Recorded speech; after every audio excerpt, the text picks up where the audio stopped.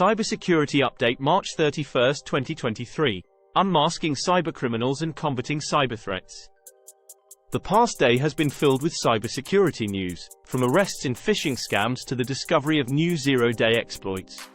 Today we will take a closer look at these events and what they mean for the world of cybersecurity. Busting a multi-million-dollar phishing syndicate. In a joint operation between Ukrainian cyber police and Czech law enforcement officials, several members of a cybercrime gang were arrested for their involvement in a phishing scam. The gang used over 100 phishing portals to steal financial information from unsuspecting victims in the European Union. The operation is estimated to have earned the criminals around $4.33 million. The perpetrators could face up to 12 years in prison. 3CX supply chain attack. What we've learned. Enterprise communications software creator, 3CX, has confirmed that a supply chain attack has impacted several versions of its desktop app for Windows and macOS.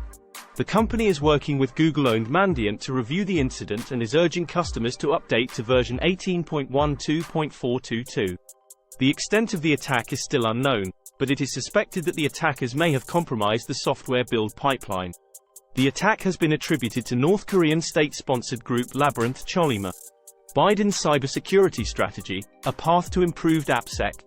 The Biden administration recently released a national cybersecurity strategy that calls for regulatory mandates on vital industry sectors that control critical infrastructure nationwide.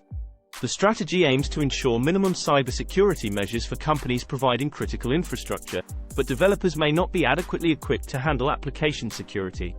The responsibility for application security ultimately lies with the company, and they must enforce standards and invest in secure code to achieve the proposed cybersecurity strategy. Zero-day exploits in spyware campaigns. Android and iOS under attack. Google has discovered two advanced spyware campaigns that use zero-day exploits in the Android and iOS operating systems, as well as vulnerabilities in the Samsung Internet browser. The campaigns were deemed highly targeted, and Google has been vocal in campaigning against commercial surveillance companies. The use of such spyware puts countries without the resources to survey political dissidents at risk. Microsoft Azure SFX security breach. The rise of Super Fabrics SS. A critical security breach in Azure Service Fabric Explorer (SFX) has been discovered and patched by Microsoft. Known as Super Fabrics SS, the vulnerability could have led to unauthenticated remote code execution on a container hosted on a Service Fabric node. The issue has now been resolved in the March 2023 Microsoft Patch Tuesday update. Red Golf Group introduces KEYPLUG backdoor. Chinese state-sponsored group Red Golf has been linked to the use of a customized Windows and Linux backdoor called KEYPLUG. The group has a global reach and has demonstrated the ability to exploit new vulnerabilities quickly. Red Golf has been detected using a wide range of malware families and has targeted government entities and state government networks in various nations.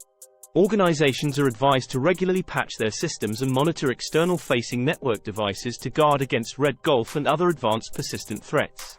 Latitude Financial Data Breach. Australian financial services company Latitude Financial has suffered a large-scale data breach that exposed the personal information of over 14 million customers. The breach was initially discovered on March 16 and was thought to have affected a fraction of the customers.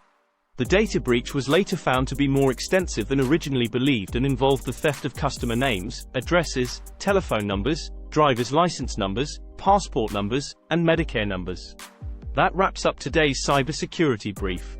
As always, stay safe, stay vigilant, and we'll see you tomorrow with our weekly roundup.